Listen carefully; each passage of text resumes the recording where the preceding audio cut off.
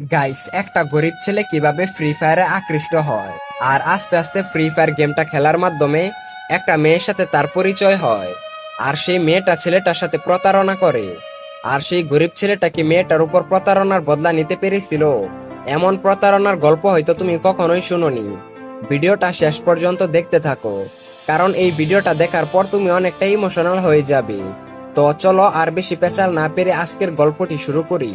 ঢাকার এক জায়গায় চারদিকে লোহার কাটায় ঘেরা এক বস্তি। এখানেই জন্ম নিয়েছিল রায়হান। ঘরটা ছিল অনেক ছোট, মাথার উপর টিনের চাল। বর্ষায় বৃষ্টি পড়লে যেন টিনের চালের উপরে ঢেউ ওঠে। রায়হানের বাবা মারা গেছেন যখন সে মাত্র 5 বছরের। মা সালমা বেগম গার্মেন্টসে কাজ করেন। সকালে 7টায় বের হন, ফিরেন রাত 9টায়। মুখে সবসময় হাসি, কিন্তু চোখের মধ্যে চেপে রাখা ক্লান্তির ছাপ, যা রায়হানকে কখনোই বুঝতে দেয় না। রায়হানের স্কুলে যাওয়া বন্ধ হয়েছে 2 বছর হলো। বই কিনতে পারে না, ইউনিফর্মও ছিঁড়ে গেছে। একদিন স্কুলের প্রধান শিক্ষক বলেছিলেন, তোর মাকে বলিস স্কুলে আসতে, আগের ফিস এখনো জমা দেওয়া হয়নি, নয়তো তুই আর স্কুলে আসিস না। তারপর থেকে রায়হান লজ্জায় আর কখনোই স্কুলে যায়নি। বন্ধু বলতে কেউ ছিল না। পাড়ার অন্য বাচ্চারা ব্যস্ত ক্রিকেট, ফুটবল কিংবা বাজি খেলা নিয়ে মারামারি করতে, কিন্তু রায়হান এসবের মধ্যে ছিল না। সে বাসার এক কোনায় সবসময় চুপচাপ করে বসে থাকতো।